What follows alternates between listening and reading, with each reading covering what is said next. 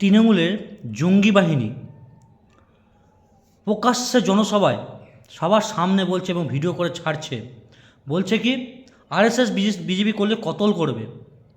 তৃণমূলের জঙ্গি বাহিনী আরএসএস বিজেপিকে কতল করবে। যে আরএসএসকে সুপ্রিম কোর্ট পর্যন্ত ব্যান করতে পারেনি, যে আরএসএস নামে কোনো এলিগেশন নেই, শুধু এই জঙ্গি বাহিনীর এলিগেশন করে, কারণ আরএসএস এই জঙ্গি বাহিনীর হয়ে বিরুদ্ধে কথা বলে যারা দেশে থেকে দেশের সঙ্গে গদ্দারি করে তাদের বিরুদ্ধে কথা বলে তাদের কাছে তো জঙ্গি বাহিনীর শত্রু হবে।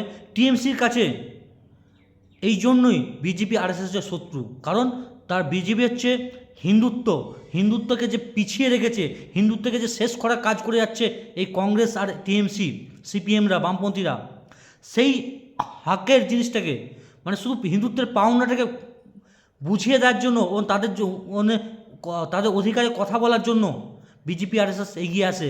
এর জন্য বিজেপি আরএসএস হয়ে এদের কাছে, জঙ্গি বাহিনীর কাছে হচ্ছে শত্রু। দেশে এই দেখবেন এই জঙ্গি বাহিনী টিএমসি, সিপিএম, কংগ্রেস একটা কিন্তু দেশের হিতে কাজ করে না, দেশের হয়ে কাজ করে না। দেশে কি করলে দেশ ডেভেলপ হবে, দেশ আগে বাড়বে, অন্য দেশ থেকে এগিয়ে যাবে, সেই চিন্তা ভাবনা নেই।